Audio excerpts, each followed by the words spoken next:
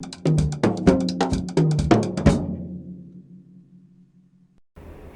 suis Céline, je suis comédienne. Je dirige une compagnie de théâtre depuis 10 ans dans le Lot, à Figeac, la compagnie à vie de passage. Alors comédienne, c'est plutôt une partie de mon travail parce que en fait, 80% de mon temps est fait pour que je puisse être comédienne. Je dirais que je suis multifonction en gérant ma compagnie, donc en faisant aussi de la comptabilité, en étant chargée de diffusion, en étant chargée de production, en étant metteur en scène. Et voilà. La situation n'est pas facile depuis 1 an. Alors on est aidé parce qu'on est intermittent du spectacle, c'est sûr. Mais depuis 20 ans que je me bats pour faire ce métier, de monter sur scène, de défendre des textes. Il y a eu la lutte déjà personnelle parce qu'il faut se battre face à des préjugés familiaux, face à des études qui coûtent quand on n'arrive pas à avoir les grandes écoles, parce qu'on n'a plus l'âge, parce qu'on n'a pas pris la décision en bon âge. Donc on fait des boulots alimentaires, donc là même à ce moment-là on ne se sent pas encore comédien parce que la plupart de notre temps on est dans un resto, on fait du plateau. Voilà, je pense que j'ai été toute ma vie artiste de plateau, sauf que c'était 80% de plateau en restaurant et 20% de vrais plateaux.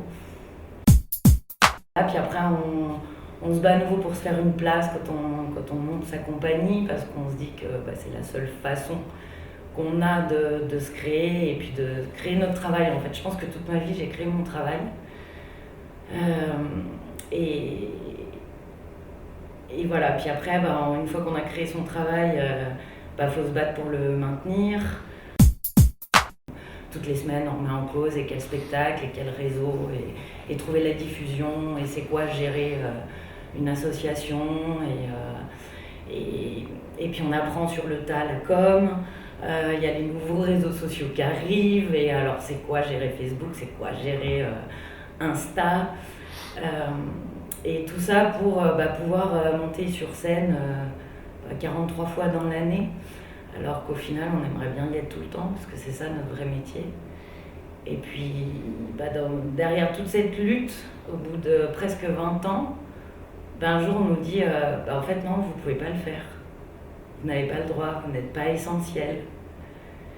Et là c'est dur parce que moralement, on n'est plus personne en fait. Ce pourquoi on s'est battu face à la famille, on s'est battu face à la société, on a essayé de faire une place, on n'a plus le droit. Donc j'avoue que depuis 1 an, on a calculé il y a peu que depuis mars 2020, on était monté 6 fois sur scène. On a moins d'activités qui est ce qui nous porte, d'être sur scène, de jouer la comédie, de porter des textes, d'être fier de le faire, de donner toute cette énergie. Je crois que c'est Artaud, je ne vais pas dire une bêtise, qui disait que les comédiens étaient des sportifs de l'affectif. Donc en fait c'est ça, donc on a tout cet engagement physique et tout ce qu'il faut faire en dehors pour cet instant de 1h30, les fourberies de Scapin c'est 1h45, on donne tout ce qu'on a, donc c'est vraiment du sport, on finit, on a fait une bonne séance de sport, et puis là on l'a fait que 5 fois en 1 an, et c'est dur, parce que c'est pas aller marcher ou courir qui va remplacer ça. On ne peut pas s'entraîner chez nous. Moi quand j'étais à l'école, avant de trouver une école, j'ai un professeur que j'avais rencontré avant qui disait un comédien seul, c'est un suicide à petit feu. Et c'est là que j'ai compris qu'il fallait quand même que je refasse une école pour être entourée, pour quand même être sur scène tous les jours, pour être avec d'autres. Et là c'est la même chose, on se retrouve tout seul à se dire ouais, je vais pas répéter mes textes à la maison tout seul, ça n'a aucun sens. Le théâtre c'est fait pour, c'est le collectif, c'est parler avec l'autre. Alors c'est chouette les monologues, mais c'est comme la société en fait. Le théâtre c'est un peu un microcosme. Mais On a besoin de l'autre et là on est tout seul et c'est ça cette difficulté.